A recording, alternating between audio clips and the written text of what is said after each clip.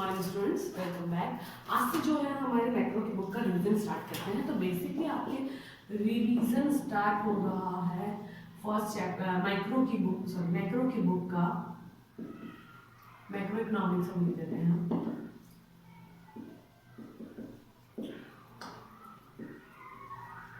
और यहाँ जो है हम चैप्टर फर्स्ट आज पढ़ने वाले हैं, ठीक है। रिवीजन बेसिकली देखिए स्टूडेंट्स, फर्स्टली आपकी ये वाली बुक कंप्लीट हो गई। सेकेंड वाली बुक जो है वो भी आपकी कंप्लीट हो चुकी है, जो थ्योरी ऑफ इंडियन डेवलपमेंट की। अब जो है आपको पूरा सिलेबस जो है वापस से रिमाइंड करना है। मैं आपको वर्कशीट जो है टाइम टू टाइम अवेलेबल करवाने वाली हूँ। आपके शायद मे बी जो है अवेलेबल हो जाएगी अभी परसों तक या कल तक।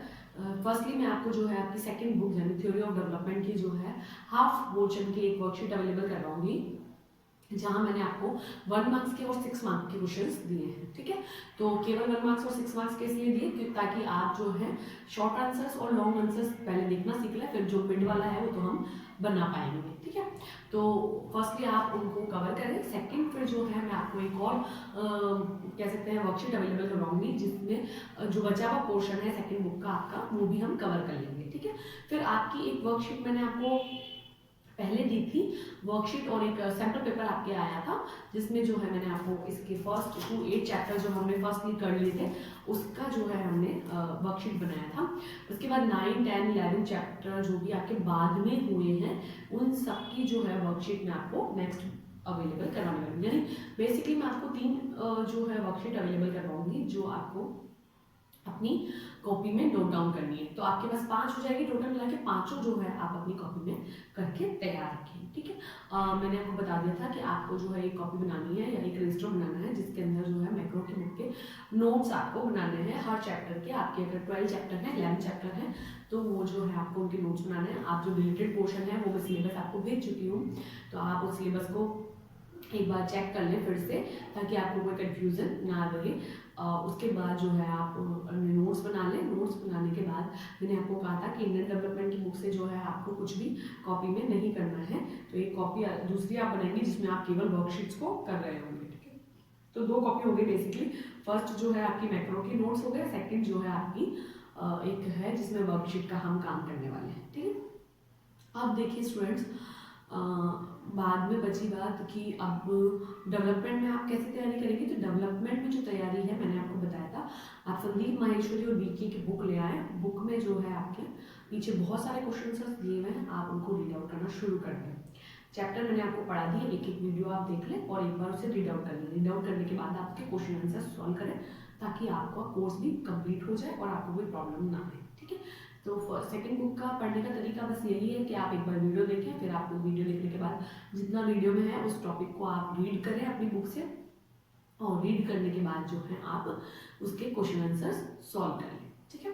और फर्स्ट बुक को पढ़ने का तरीका मैंने आपको बता दिया था कि वीडियोस देखें, नोट्स बनाएं, बुक प्रेफर करें आप साथ में, और उसके बाद जो है आप उसको लर्न भी करते चले जाएं हाथ पूरा, ठीक है। तो आज से अगर आपने अभी तक नहीं पढ़ाई की है तो आप अभी से स्टार्ट कर लें कि हम जब रिवीजन कर रहे हैं उसमें आप जो है अपने पूरे सिलेबस को कवर कर सकते हैं, ठीक है। तो रिवीजन जो है मैं आपको इस सिर्फ मैक्रो की बुक का ही करा पाऊंगी, बिकॉज वो बुक जो है उसका रिवीजन मुझे नहीं लगता है मुझे करने की जरूरत है, उसमें आपको ही सेल्फ स्टडी करनी जरूरी बने, ठीक है। तो इसमें मैं कुछ टॉपिक्स जो है डेली आपको रिमाइंड करवाती चली जाऊंगी। डेली रिमाइंड कराएंगे, हर एक चीज़ को हम डीपली नहीं पढ़ने वाले हैं। तो अगर आपको कोई प्रॉब्लम आती है तो आप पूछ लीजिए। अगर आपको ऐसा लगता है कि कोई ऐसा टॉपिक है जो आपको नहीं समझ में आया तो आप मेंशन कर दें, मैं उस पर जो है आपको एक और वीडियो फिर से बनाकर डाल दूंगी, ठीक है। यानी अब जो है वो प्रॉब्लम्स की वीडियो आएगी और जो है हमारे रिवीजन की वीडियो आएगी, ठीक है। तो हमने मैक्रो इकोनॉमिक्स पढ़ना स्टार्ट किया था। दिस इज द हमने मैक्रो इकोनॉमिक्स जब पढ़ना शुरू किया था तो मैंने आपको बताया था द वर्ड मैक्रोस से इसका इनोवेशन हुआ है। जो क्विक वर्ड था इसका मतलब होता था लार्ज, लार्ज का मतलब होता है वाइड लेवल। हम कह सकते हैं कि माइक्रो इकोनॉमिक्स में जब आप हर एक चीज़ को एक इंडिविजुअल लेवल पर पढ़ते थे, यहाँ हम एज ए होल लेवल पर पढ़ते हैं। What is macro economics? Macro economics concern with the economic as whole और large something segment of it in macroeconomics Attention is focused on such problem as the level of unemployment and rate of inflation, the national total output of and other matter of economic wide significance. Because मैं आपको जो बताना चाह रही हूँ वो ये है स्टूडेंट्स कि macro economics define the branch of economic, ये ब्रांच ऑफ इकोनॉमिक है, इट इज द इश्यूज और economic problem at the level of as whole. ठीक है, यहाँ पर जो भी आप पढ़ने वाले हैं वो एज अ हुल लेवल पर पढ़ने वाले। मैंने आपको एक प्रोफेसर एकलित है जिनकी डेफिनेशन भी बताई थी कि अगर मैं जंगल के एक पेड़ का अध्ययन करती हूँ, यानी एक पेड़ को अगर मैं रीड आउट करती हूँ, लर्न करती हूँ, तो जो है वो माइक्रो इकोनॉमिक्स होगी। बट अगर मैं जंगल के सारे पेड़ों का स्टडी करने लग जाऊँ तो वो मैक्रो इकोनॉमिक्स होगी। ठीक है, फिर हमने जो है माइक्रो और मैक्रो के डिफरेंस देखे थे, ये इंपॉर्टेंट टॉपिक था।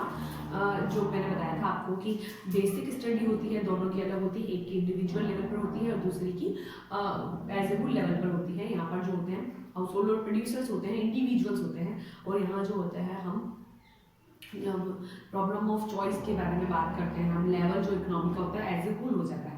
फिर इकोनॉमिक वेरिएबल्स थे, कंज्यूमर डिमांड सप्लाई, ये हमारे माइक्रो में हम पढ़ते थे, और मैक्रो में जो है हम एग्रीगेट डिमांड एग्रीगेट सप्लाई के बारे में पढ़ते हैं।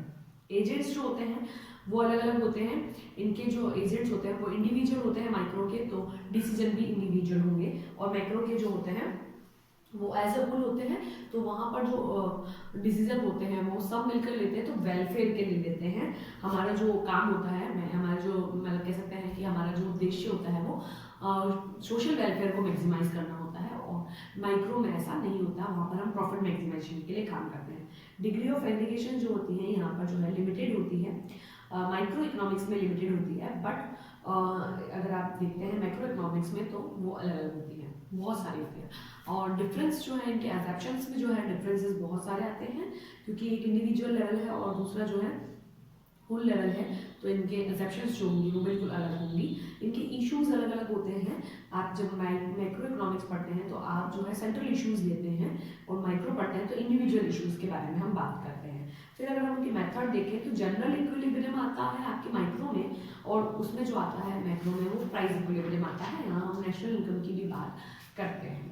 ठीक है, फिर हम जो है नेक्स्ट देखेंगे स्कोप एंड सिग्निफिकेंस। उसमें आपको मैंने बताया था कि कौन कौन सी चीज़ें जो है मैक्रो इकोनॉमिक्स में पढ़ने वाले हैं।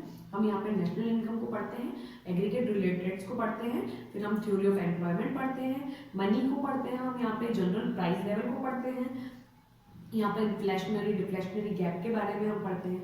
इसमें रोल होता है गवर्नमेंट का, इंडिविजुअल नहीं होता है, सबको साथ में लेके चलना होता है, तो गवर्नमेंट का अपना रोल होता है। फिर हम यहाँ पर जो है बैलेंस ऑफ पेमेंट को पढ़ते हैं, एक्सचेंज रेट को पढ़ते हैं। ठीक है, फिर हमने इसके सिग्निफिकेंस देखे थे, description of economy, road map of growth and development. हम जो है यहाँ पर बताना चाहेंगे कि मैक्रो इकोनॉमिक्स जो है उसकी हाईलाइट्स क्या है। तो यहाँ पर जो है डिस्क्रिप्शन ऑफ इकोनॉमी रहता है, road map of growth and development रहता है, इकोनॉमिक स्टेबिलिटी रहती है, बीओपी स्टेटस होता है, फिर हमारे प्रॉब्लम ऑफ पॉवर्टी आता है, पॉलिसीज आती है, ये सारी चीज़ें हम इसमें देखते हैं। अगर आपको इनसे रिलेटेड कोई प्रॉब्लम आती है तो आप पूछ लीजिएगा। यहाँ पर ये चैप्टर तो आपका फिनिश हो जाता है, साथ ही हम जो है नेक्स्ट चैप्टर का रिवीजन अगली क्लास में देखते हैं। Okay, thank you students.